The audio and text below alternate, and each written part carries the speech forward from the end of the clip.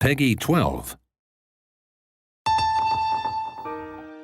Line drawings with a real hand-drawn feel and characters with natural, lifelike movements.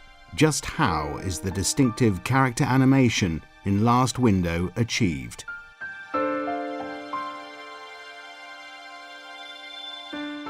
For this title, we use the same technique as we used for the last title, Hotel Dusk. This style of animation is known as rotoscoping. This method involves first taking a photograph of a person and then tracing their movements. The advantage of this technique is that you can recreate characters' movements in an incredibly realistic way, while at the same time retaining the look of a drawing. I think this is the most significant advantage of utilizing this technique. Let's follow the process of creating one of the characters in Last Window. First, the scenario writers come up with images for the characters in the game. So you take this initial idea or sketch, flesh it out, and come up with your own rough image of what the character looks like. We then screen candidates to serve as models for each character. For each character, we select about 5 people. We'll then have auditions and select the person we think fits most closely with our image of the character. Even at the audition stage, the models will differ somewhat from our rough image of the character. We'll take the model's best features and unify them with our rough image of the character. In that way, by bringing the image closer to the model, we'll move towards the final image for the character. Then it's time for the actual filming to take place. We'll describe the role the character plays in the game and what their personality is like. Then we'll get the actor to perform the character's gestures, for example, listening or losing their temper. We get the actors to display each individual emotion and expression. We'll end up with a huge number of videos, all of which we'll then upload to a computer and start working on them from there.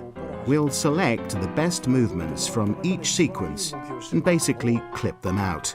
That's the general idea. After that, it's time to trace the characters. As we go about creating the characters, the first task is to sketch in the line drawings. We do this by tracing round the image of the model. But the idea is not to trace the model perfectly. Instead, we draw rough lines and add dynamic touches. I think this style is the best match for the hard-boiled world of the game.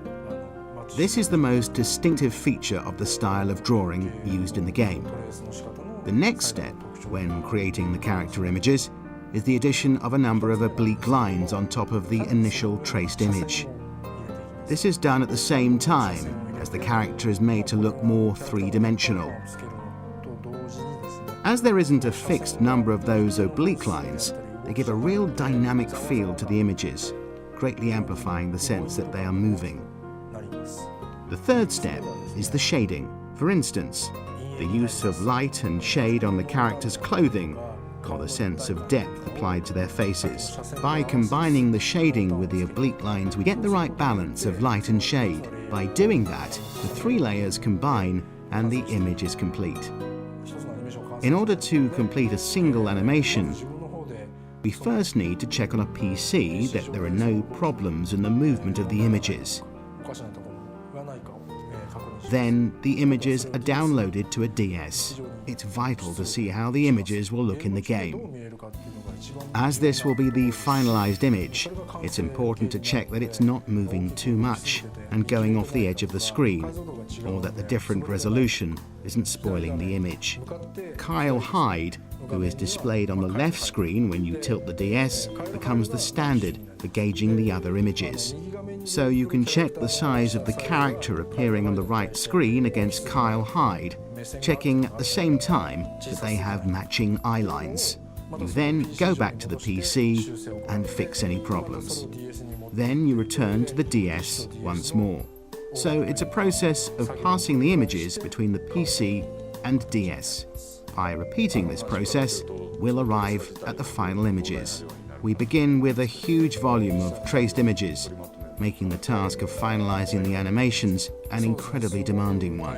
It's a very complicated task, and of course, it's not something I could have done alone. So I got outside help, for instance, asking external production companies to help out. But by getting outside help, there will always be a degree of difference between your images and theirs. If the images aren't in line with those I've drawn, the overall balance is going to suffer. That's why I always had to rework those images, adjusting them so they matched my own. This task was done entirely by me. I'd say to complete this task took more than half a year. Rotoscoping animation is an unexpectedly demanding process, requiring tremendous attention to detail. I became interested in this type of animation some years ago. I watched a promotional video by a foreign artist when I was a student, and it influenced me a great deal.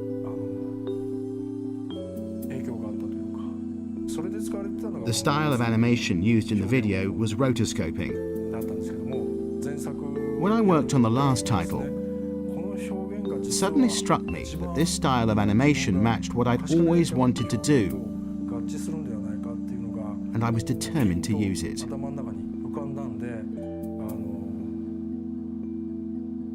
I was able to modify it in my own way, adding my personal touch. Now that the development team has finished their mammoth task of creating this new world, I hope that you enjoy solving the mystery of Last Window, the secret of Cape West.